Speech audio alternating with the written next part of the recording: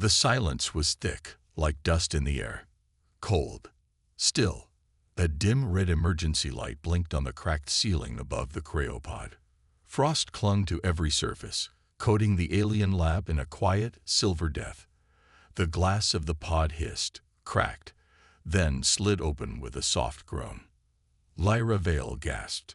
Her eyes snapped open, golden and sharp like a predator's. She sat up slowly, her skin glowing faintly in the red light. Her body was flawless, untouched by time or decay. Long black hair flowed around her shoulders, and strange tattoos pulsed with soft light across her back. She looked around. No voices, no answers, just silence and broken machines. Where was she?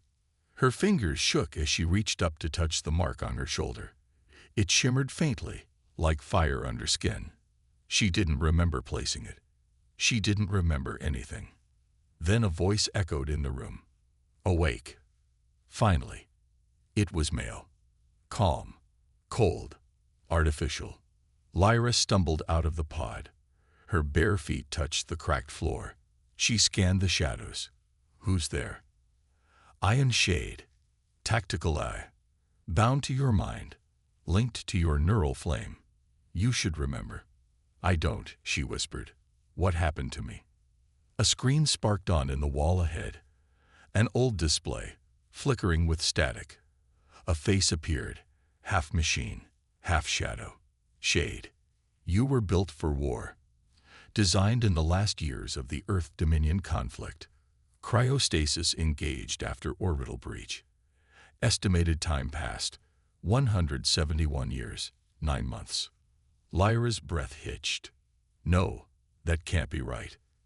Velro's EX is dead, Shade said. You are the only living being detected within 1,000 kilometers. The war is over. No victors. Only ghosts. Lyra turned slowly, walking through the broken lab. Rusted equipment, shattered tubes, dried blood. She passed a wall mirror, dirty, cracked. She saw herself in it. She looked like a goddess. Tall, lithe, powerful. Her skin gleamed like sunlit bronze, her eyes fierce. But her gaze was empty, lost. What am I? She asked. Shade's voice hummed like a memory. Project Dark Bloom. Final generation. You are the last. A sudden flash of pain hit her skull. Images. Explosions. Screams. Her voice crying out. Flames bursting from her hands. A man reaching for her. She screamed and fell to her knees. Shade's voice returned, quieter now. Memory fracture. Expected. Your neural pathways will reconnect with time. Until then, I suggest caution. Lyra growled softly. Don't tell me what to do. I am you, Shade replied. A part of you. You were designed to feel. To tempt. To destroy. She stood up, her legs steady now. Then let's find out who destroyed me. Outside the lab, the sky was black. Velro's Ix was a forgotten planet, a cold desert under a dying sun. Ash blew across the plains. Craters marked the ground like battle scars. Above, the stars watched silently. Lyra climbed a nearby ridge. From the top, she saw the remains of an ancient outpost. Towers crumbled, ships rusted, bones half buried in the sand. Her heart beat harder. The cold wind tugged at her skin, but the warmth inside her body pushed back. That mark on her back, it glowed brighter with every breath she took, with every memory trying to break free. What's this nanoflame? She asked. Shade answered instantly. A synthetic energy source powered by deep emotional flux. Your body converts desire, fear, pain, and passion into destructive force.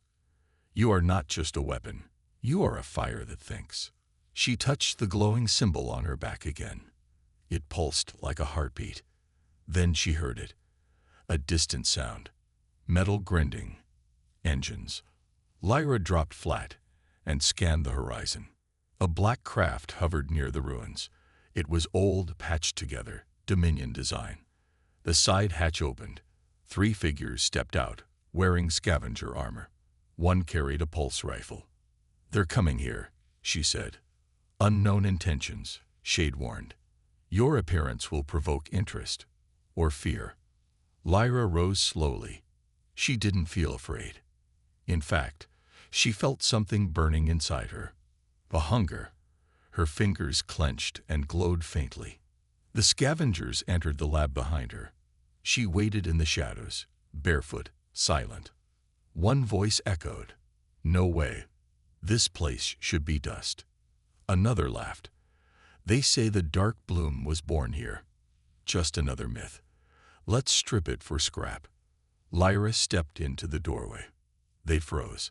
She stood like a statue, hair flowing, eyes glowing. No weapon, no fear, just power wrapped in perfect human form. One stepped forward. "Hey there, girl. You all right? You from a ship?" Lyra tilted her head. Her voice was soft, beautiful, cold. "I was sleeping. You woke me up." The man grinned. "We can help you out. Lot of danger out here. You got a name." She walked toward him slowly. "Lyra." "What are you, Lyra?" She looked him in the eyes. "I'm the thing you run from." He blinked. "What?" Then her hand moved, faster than light. Her palm struck his chest and fire exploded. He flew back 5 meters, screaming. The other 2 fired. Too slow. She spun through the air. Her body shimmered with nanoflame. Bullets melted before they reached her. She hit the second man with a blast of light, sending him into the wall with a smoking hole in his chest. The last man dropped his gun. "Please, please." She stood over him. Her golden eyes glowed. "What year is it?" 235 after the fall." "Who rules?" "No one. It's chaos. The Earth Dominion's gone. The syndicates run trade lanes. Everything's broken. Please don't kill me." She lowered her hand. "I'm already dead," she whispered. "You're just lucky I haven't accepted it yet." He ran. She didn't stop him. Shade spoke again. "Your control is unstable. Emotional feedback spiked at 60%. The nanoflame is waking." I felt alive, she whispered, "like I'm remembering who I am." "Then we must move. This planet is a graveyard. You are not safe here." "Where do I go?" "Start with the outer trade rings. Find the name Raildren." He knew you. Friend, lover, enemy, both. Unknown. She turned to the stars. One of them blinked, a ship passing in orbit. She watched it until it vanished. "I need clothes, weapons, a ship." "In the ruins nearby." "You were always resourceful." Lyra made her way down the hill. The outpost was full of corpses, scattered bones, burnt machines, broken statues. She walked through them like a ghost returning home. She found a locker buried in the rubble. Inside, a black suit, tight, armored, perfect fit, designed for her. She slipped it on like she'd worn it all her life. The chest symbol pulsed softly, a blooming flame. Then she found a weapon, sleek, silver, humming with energy. She held it with muscle memory. "You are beautiful," Shade said, "and deadly." Lyra smiled for the first time. "Then let the galaxy remember." She walked toward the horizon, the sun low behind her, her shadow long and sharp. And behind her, in the ruins, the cryopod burned in blue fire. As the wind howled, the mark on her back glowed brighter. Somewhere far above, an old Dominion satellite blinked awake. A red warning flashed. "Dark below MDTTT80. Terminate on sight." But Lyra was already gone. The galaxy had forgotten her. It would remember soon. Lyra stepped out of the shadowed docking bay, her boots clicking softly against the rusted floor of the black market station. Around her, neon signs flickered in broken cycles, casting violet and green hues across metal walls streaked with grime. The air was thick with heat, the kind only found near a dying sun, where everything moved slower, except the deals, the danger, and the desperation. She pulled her hood lower, not that it helped. People turned to look at her. Men paused mid-drink. A woman selling hacked implants froze as Lyra passed. Eyes lingered too long. Some stared with awe, others with hate. She kept walking. The station, called Ghostlight, was a maze of narrow paths and layered decks, built without design. It had grown like a tumor, feeding on those with nowhere else to go. Smugglers, hunters, black market traders, all found a place here. Lyra didn't belong, and yet this was the only place she could begin. She moved toward a bar called the 100 Suns. Inside, smoke curled under the dim lights, and the air was filled with low music and murmurs of deals being made. A tall bartender glanced at her, his expression unreadable. She sat at the far end, back to the wall. "I'm looking for a man who deals in memory drives," she said quietly. The bartender blinked once. "Lots of those here. This one used to go by Rook. Deals in old war tech. Discreet." The bartender tilted his head. "Haven't heard that name in years." He poured her a drink she didn't ask for. "You're brave, walking in here with that face." Lyra didn't respond. She knew what he meant. Her face had once lit up interstellar feeds. Her beauty was sharp, too perfect, too unreal. Artificial perfection. The kind that couldn't be bought anymore. Because the tech that made her was now forbidden. Dark bloom. Technology so advanced, it could change a person's DNA, rewrite memories, even bring someone back from death. The galaxy had outlawed it after the war, and anyone found carrying traces of it was hunted. The bartender leaned in. "You should leave. They're watching." Before she could ask who, the bar's back door slammed open. 4 figures stepped in, all in combat-grade armor. One of them, a woman with silver eyes and a scar like a lightning bolt across her cheek, pointed at Lyra. "There she is." Lyra was already moving. She flipped the table as cover and ducked low. A shot burned past her shoulder. The bar erupted into chaos. People screaming, diving for cover, drinks shattering. She ran for the back exit, boots skidding across the metal floor. The hallway behind was narrow and dark. She heard the hunters behind her, fast and silent. Too close. She turned a corner and hit a wall. No, not a wall. A man. He caught her as she stumbled, pulling her behind a thick steel door. It slammed shut just as a plasma bolt scorched the wall beside them. He looked at her, eyes wide. Not in fear, in shock. "Lyra?" Her breath caught. The voice. Familiar, deep, worn. His face. Older, rougher, but unmistakable. "Rail Dren." She opened her mouth, but nothing came out. "You're alive," he whispered, touching her face like he couldn't believe it. Her lips trembled. "I don't remember." They stood there, heartbeat to heartbeat. His hand dropped. "I buried you," he said, voice broken. "You were gone. A century ago." Her head spun. That couldn't be true. She wasn't that old. Her memories stopped only 5 months ago. Rail led her through hidden corridors until they reached a room tucked behind layers of broken machinery. It was small but safe, shields on the walls, old tech that scrambled scans. "You've changed," he said. "So have you." He poured 2 drinks, hands shaking slightly. She noticed the scars on his fingers. He sat across from her, watching her like she might disappear again. "You were with me," he said. "We fought together. You died on the last mission." The collapse. "I saw your body." "I don't remember any of that," she said. "But your face, your body, everything is the same." Lyra looked down at her hands. "Someone brought me back." Rail leaned back, breathing out slowly. "Dark bloom." She nodded. "I think so." "Then you're in more danger than you know."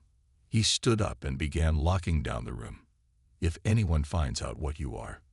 "They already have," she said. They're hunting me. Rael turned toward her. Do you know why? She shook her head. He looked away. Because dark bloom didn't just rebuild your body. It gave you something more.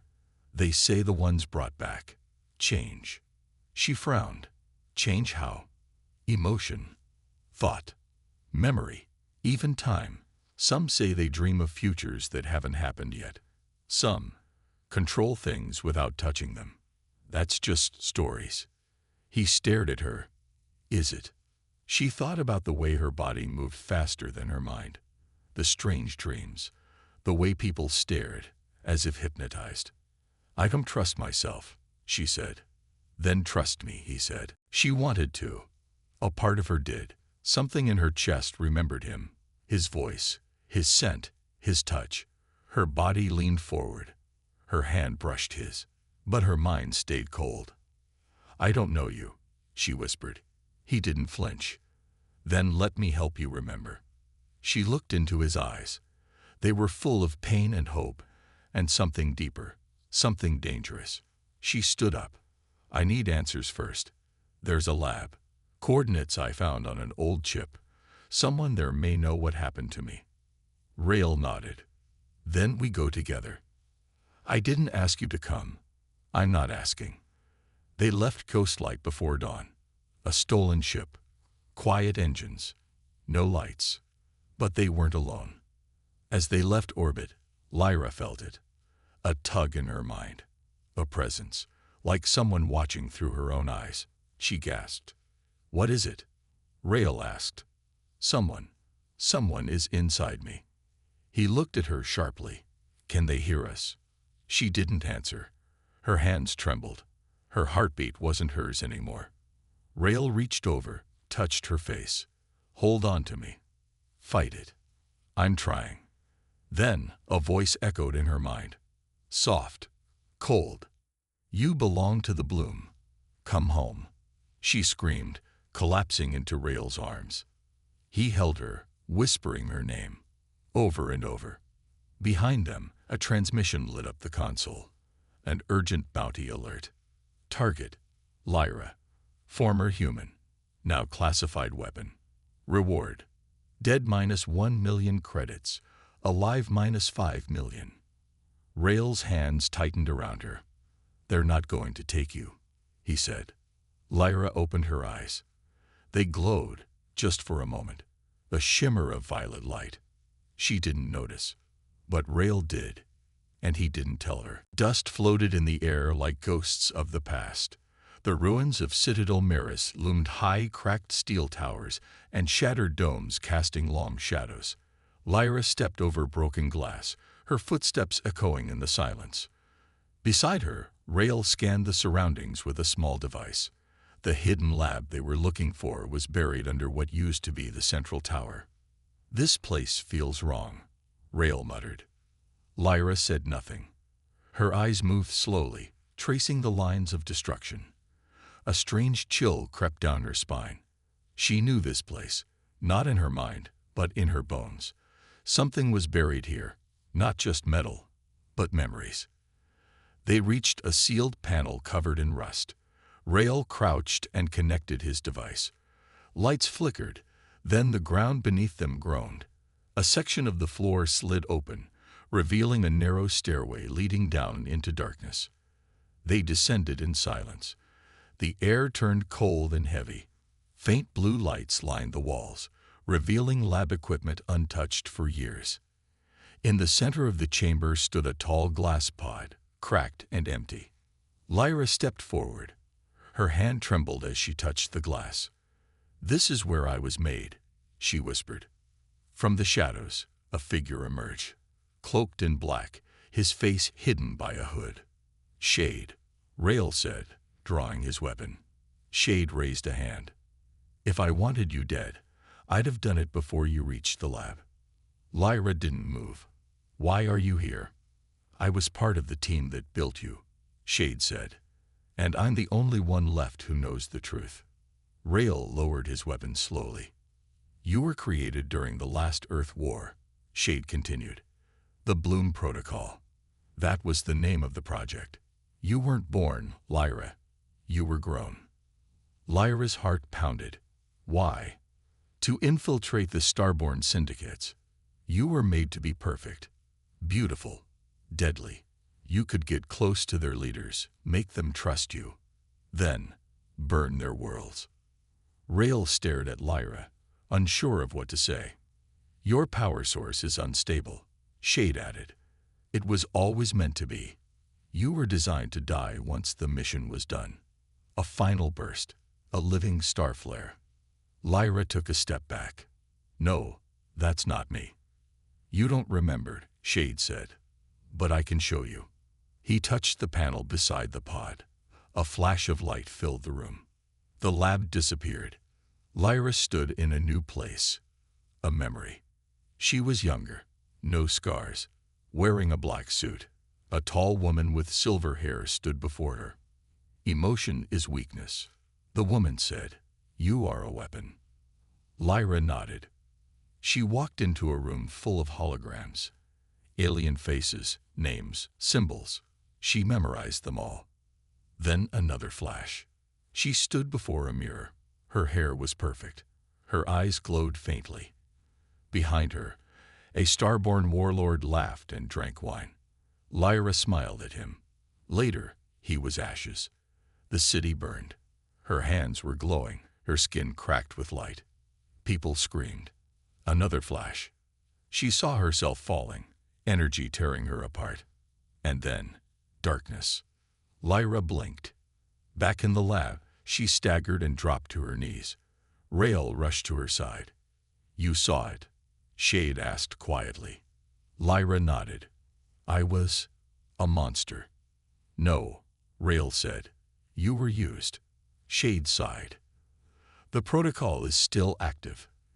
It's buried deep in your system. If triggered, you'll become what you were made to be, a bomb. Lyra looked at her hands. How do we stop it? Shade hesitated.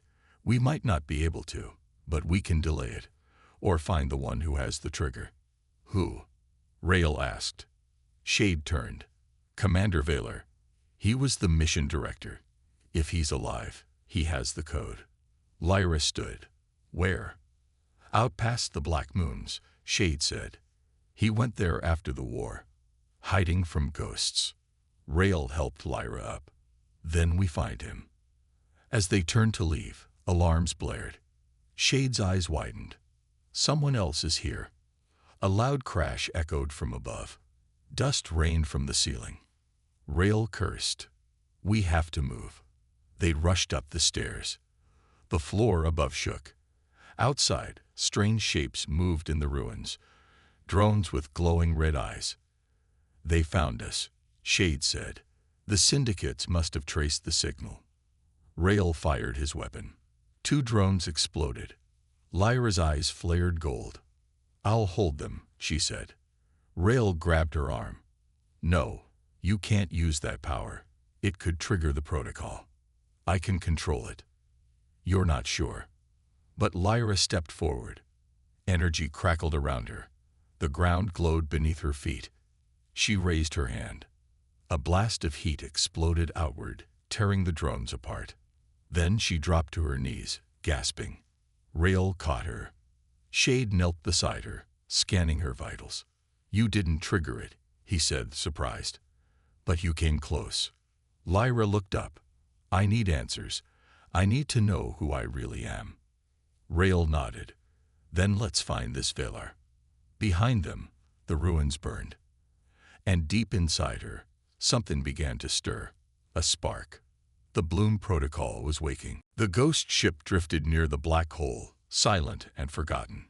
Its hull was cracked, its lights long dead, floating like a relic of a time no one remembered. Lyra stood on the deck of her own ship, the Solstice, staring at the strange vessel. Her eyes, glowing faintly now, locked onto it like she knew it, like it was calling her. Rael stood beside her, watching her carefully. You feel it, don't you? He asked softly. Lyra nodded. It's familiar. They docked. The airlock hissed open, and a wave of cold air touched their skin. The inside of the ghost ship was dark, silent, and coated in frost. Symbols were carved into the walls, old and deep, glowing faintly with energy. As they moved through the corridors, Lyra's steps grew slower. Her fingers brushed the walls, tracing the strange markings. "They wrote about me," she whispered. Rael stared at the carvings. Every panel showed her face, drawn with reverence, with worship. Dozens of figures knelt before her in ancient murals. Words surrounded the images, but none of them were human. This was starborn language. "They called you the starborn flame," Rael said, reading one of the panels. "They believed you were a gift from the bloom, a divine being." She touched a mural showing her with wings of light, holding out her hands to the stars. "But I wasn't born to be worshipped." As they entered the main chamber, they found the crew, bodies of long-dead starborn, sitting in circles around a central device.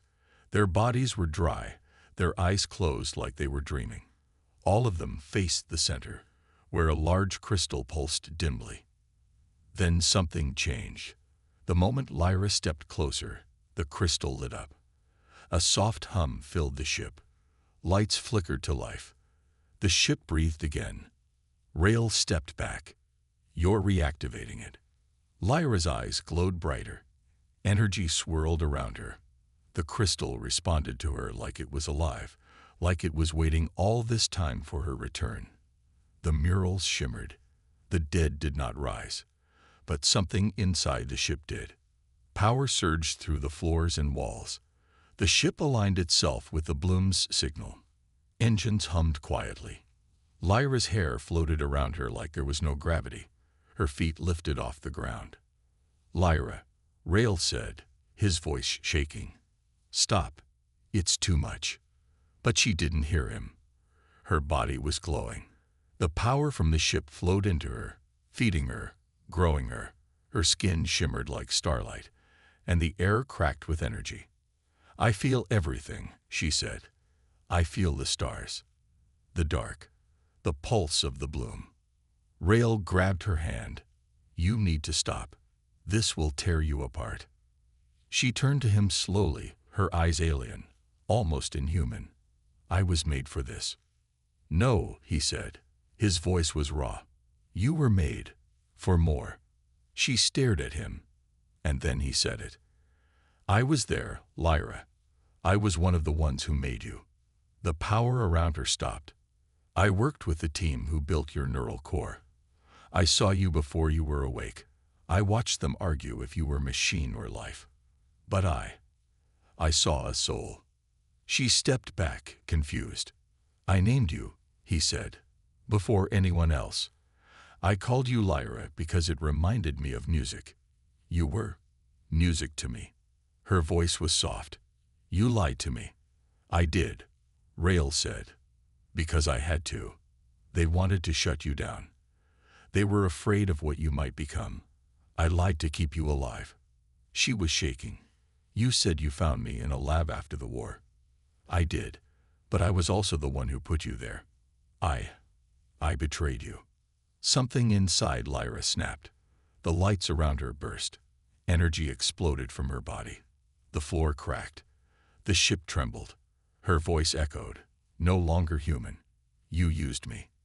"I loved you," Rael said, "even before you opened your eyes." The ship went dark. A single beam of light shone from the crystal in the center. Lyra floated in it, glowing, burning. Her hands rose. Power gathered. Rael was lifted into the air by her force, choking. She could kill him. One more second, and she would. But then she saw him. He was crying. Rael, the man who betrayed her, the man who lied, the man who loved her before she even knew herself. Tears rolled down his cheeks, not from pain, but from regret. She dropped him. He fell to the floor, coughing, eyes closed. She knelt beside him, trembling. Her hands hovered over his chest, unsure. The ship fell silent. Then the bloom pulsed. A wave of gentle energy passed through them. The murals glowed once more, but softer now. The symbols around her shifted. They no longer showed her as a goddess. They showed her as a choice, a being standing between light and dark, a bridge. Lyra closed her eyes. The power inside her settled. Her body cooled. Her glow faded. Rael opened his eyes slowly. "You didn't kill me." "I wanted to," she whispered. "I know." They sat in silence for a while. Around them, the ship drifted closer to the black hole, but the engines gently kept it steady. The Bloom's pulse was steady, calming. "Because I was afraid you'd hate me," he said. "Because I thought, maybe this way, I'd get to know the real you, not just the weapon we made." "I don't know what I am anymore," she said. "Machine, goddess, flame, ghost." "You're Lyra," he said. "That's enough." She turned her head. The dead starborn still sat in their circle, untouched by time. She rose and walked to the center crystal. It hummed gently under her hand. She pressed her palm against it. The ship responded. A message echoed through the room. "She is awake. She must choose." Lyra stepped back. Rael stood beside her, his voice quiet. "They believed you would return, that you would be their answer." "I'm no one's answer," she said. "Not anymore." Rael reached out, took her hand. "Then write your own question." Lyra looked out the ship's window. The black hole swirled nearby, massive and hungry. Light bent around it. Stars twisted and vanished near its edge. But the Bloom pulsed steadily behind them, shining like a heartbeat. She held onto Rael's hand. For now, that was enough. Lyra stepped off the sleek black hovercraft and onto the polished crimson tiles of the courtyard. Music floated through the perfumed air, a slow, hypnotic rhythm that matched the heartbeat of the world itself. This place, once a pleasure world of beauty, love, and art, was now something darker. It wore its elegance like a mask, hiding the Dominion's power underneath. Alien nobles strolled under glowing silk banners, their laughter sharp and false. Golden goblets sparkled in their hands. Exotic lights cast long shadows across the red marble floor. Lyra moved through them like smoke, graceful and unseen. She wore the silver dress they gave her. It clung to her figure like water, shimmering with every breath. Around her neck, a delicate collar blinked with soft blue lights. It was supposed to track her mind, her loyalty. But it had no idea who she truly was now. Inside, she was awake. She walked with the sway she had mastered long ago, back when she was just another weapon molded by the Dominion. They called her the Bloom back then. Beautiful, obedient, deadly. Now, the names still fit, but for different reasons. Two guards nodded as she passed, failing to recognize the fire behind her smile. At the center of the courtyard, under a tree made of golden glass, the Dominion's elite gathered. There were lords with skin like burnished steel, matrons with 100 jeweled fingers, generals whose very breath smelled like scorched metal. And among them, the man who had once owned her, High Commander Drex. She spotted him instantly. His armor was ceremonial, red and black with silver spikes. His eyes glowed faintly blue. He laughed at something a senator said, holding a flute of green liquid. Lyra's hand curled into a fist. Not yet. She took a glass from a passing drone and approached the tree. The scent of spice and heat surrounded her. Drex turned as she neared, and for a moment, the old mask slipped over her face. He smiled. "I never forget a flower, especially not one that burns." "Commander," she said softly, letting her voice brush the air like silk. "You've aged like starlight," he replied. "Still sharp, still mine." She tilted her head. "That depends. Are you still dangerous?" His eyes narrowed slightly, testing her. Then he chuckled. "Come, walk with me." They strolled toward the far edge of the courtyard, where music faded and only whispers remained. Lyra played her part well, flirting, teasing, slipping questions inside compliments. But underneath her calm, her nanoflame stirred. It flickered inside her chest, warm and wild, no longer held by code. She felt it shift when she touched Drex's arm, not in anger, in warning. "I heard you were broken," Drex said after a while. "They said the bloom went rogue." "They were wrong," she said with a smile. "I bloomed." A cold silence followed. Drex studied her, but he didn't see the truth. None of them did. They thought she had come back, that she had returned to her roots like a loyal pet, but she had come to burn the roots. As the evening deepened, the gathering moved indoors. Lyra slipped through the corridors like a ghost, following whispers and signals only her altered senses could detect. Her mind burned with focus. Her body moved with purpose. Then she saw her, a young girl, maybe 15. Skin shimmered with pale green scales, eyes wide with wonder. She wore a silver dress, almost like Lyra's. A soft collar blinked around her neck. She was pouring drinks into golden glasses, her hands shaking slightly. Lyra froze. The girl looked up, and their eyes met. In that instant, the courtyard vanished. Time slowed. Lyra saw herself in that girl's face. The fear, the confusion, the silent plea for escape. She took a step forward. The girl flinched. Lyra paused, torn between mission and memory. This girl wasn't a soldier. She was a seed, waiting to be twisted into something deadly, just like Lyra had once been. The Dominion would shape her, use her, and then discard her when the bloom faded. Lyra's hand hovered over the pulse blade hidden beneath her wrist. She could end this now. One quick move. No witnesses, but her nanoflame stirred again. Only this time. It pulsed with warmth, not fire. It reached out, not to kill, but to comfort. She blinked in surprise. It had never done that before.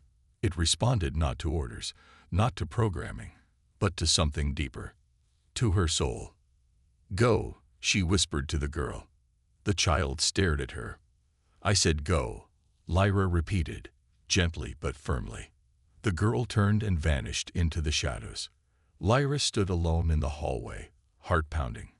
Behind her, Drex's voice echoed, still playing with flowers. She turned. His tone had changed. No more charm. No more games. He had seen. "You've changed," he said slowly. "I thought I could bring you back. But you're not mine anymore, are you?" "No," she said. "And I never was." He moved fast, drawing his plasma dagger and lunging. Lyra moved faster. They clashed in a blur of light and sound. His blade struck her shoulder, but the nanoflame surged, sealing the wound instantly. Her eyes burned gold as she ducked low, spun, and struck him across the jaw with a burst of heat. He stumbled back, smoke rising from his armor. "You don't even know what you are," he hissed. "You think that flame makes you free. It doesn't," she said, stepping forward. "But compassion does." The nanoflame erupted around her, no longer red or blue, but shimmering with every color. It flowed with emotion, not code. It danced with life, not orders. Drex backed away, fear in his eyes for the first time. "What have you done?" he gasped. "I woke up," she said. She turned and vanished into the courtyard's shadows, leaving him behind. The pleasure world was quiet now. The nobles gone. The music ended. The girl had escaped. Lyra walked toward the edge of the landing pad, flames trailing behind her like pitills in the wind. She looked up at the stars. The bloom was evolving. Not a weapon, not a slave, but something new, something dangerous, and deeply, beautifully human. The ember graveyard was silent. Not the silence of peace, but the silence after everything had burned. Shattered shipwrecks floated like broken bones around the last defense line Earth ever had. Ash drifted through space like snow, lit only by the fading glow of distant stars. Lyra floated among the ruins, her armor cracked, her eyes heavy. Behind her, Rail's breathing was shallow. His blood floated in small red orbs inside his helmet. Shade hovered protectively nearby, scanning for threats, its mechanical voice quiet for once. "We shouldn't be here," Rail whispered. "This place, it's cursed." Lyra didn't answer. Her heart felt cold, not from fear, but from the weight of what was coming. Something ancient stirred in the darkness, a pressure, a heat, and then it arrived. A tear in space opened like a wound. From within came fire, not ordinary fire, but black and red and hungry. It devoured light. It screamed without sound. And at the center of that storm floated the first flame, the prototype dark bloom. It was taller than any human, shaped like a woman but twisted, as if her body had been carved from burnt glass and molten metal. Her eyes were pits of black fire. Her voice echoed directly into their minds, bypassing sound entirely. "You are the final spark," the first flame said. "Come, burn with me." Shade moved first, placing itself between Lyra and the creature. "Run," it said. "No," Lyra whispered. "I won't leave you." "Run," Shade repeated. Then it launched forward, firing everything it had. Missiles, plasma, even its own core energy. The first flame didn't flinch. The fire around her exploded outward, swallowing Shade whole. There was no scream, just a flicker, a pulse, then nothing. Shade was gone. Lyra froze. Something cracked inside her. Not fear, not pain. Something deeper. Shade had been more than a machine. It had raised her, trained her, protected her. And now, gone. Rail tried to move, but collapsed again. His voice came weak through the comms. "Don't do it, Lyra. You're not ready." She didn't hear him. The first flame drifted closer. Her voice sounded almost gentle. "You were meant to be like me, but they were afraid. They chained you with emotion, with love, with weakness." Lyra stepped forward, slow at first, then faster. "No," she said. "They gave me something you never had." The first flame raised her hand. A lance of fire shot toward Lyra. She dodged it, barely. Another blast came. Then another. Lyra moved like a blur, her own bloom flaring with light, blue, gold, and silver. But the darkness was overwhelming. Every move took more strength. Every breath felt heavier. Her body screamed. Her thoughts blurred. But her heart was clear. She landed on a broken warship, one foot slipping on a frozen metal panel. She looked up as the first flame landed in front of her. "You can't win," the creature said. "You're half-born. You're incomplete." Lyra clenched her fists. Her bloom shimmered, then sparked. Her vision filled with images. Shade's last glance, Rail's fading eyes, Earth's burning sky. All of it. Too much, too fast. She fell to one knee. "I'm not a weapon," she whispered. "Not anymore." The first flame laughed. The sound echoed like breaking glass. "Then you are nothing." Lyra closed her eyes. She went inward, not away from the pain, but into it. And there, deep inside herself, she found the core of the bloom. It wasn't a machine. It wasn't code. It wasn't even power. It was her. Her fear, her anger, her love, all the pieces she'd been taught to suppress. She stopped fighting them. She let them in. The bloom inside her flared, not with destruction, but with light. Real light. It poured from her body like a rising sun, pushing back the first flame's fire. The creature screamed, its shape flickering, unstable. Lyra stood again. Her hair floated, glowing with white-blue strands. Her skin shone like glass touched by starlight. "I don't need to be like you," she said. And then she flew. They clashed mid-air, light against fire. The impact shook the ruins, tore through wreckage, sent shockwaves through space. The first flame roared, blasting dark heat in all directions. Lyra spun, dodged, then struck with pure light. Every hit was a memory. Shade's voice, Rail's smile, the feel of Earth's rain. Emotion became energy. The first flame faltered, her form breaking. "You can't hold it," she shouted. "It will burn you, just like it burned me." "No," Lyra said, flying closer. You try to control it. I'm letting it bloom. Her hands glowed, and she touched the first flame's chest. A blinding pulse spread outward. Then, silence. When the light faded, only Lyra remained. She floated above the graveyard, surrounded by dust and fireflies of light. Her armor was gone, replaced by something new, organic, soft, luminous, not made for war, but for rebirth. Rail groaned. His voice returned weakly through the comms. Is it over? Lyra flew down and landed beside him. She smiled, helping him sit up. It's over, she said. For now. Rail looked at her with awe. You're different. I'm free. Behind them, the stars slowly began to shine again. The bloom no longer consumed her. It flowed through her, rebirthing her with every breath. But deep in the ruins, a faint flicker pulsed, not of fire, but of something else. Watching, waiting. Rail stood on the surface of the new world, once called Orin IV, now reborn under the light of a sun that had died and come back to life. His boots crunched against the golden soil. Around him, humans walked freely, heads high, eyes bright. No more chains, no more hiding. They had survived. They had awakened. But Lyra was gone. Not dead, not lost. Just not here. He could feel her in the light. When he closed his eyes, her warmth touched his skin like morning sun. The scientists said the explosion at the core had changed something in space-time. A pulse of energy spread through the galaxy. Everywhere it touched, strange things happened. Lifeless moons grew green. Dead stars flickered to life. And sometimes, just sometimes, someone would hear a voice in their dreams. Her voice.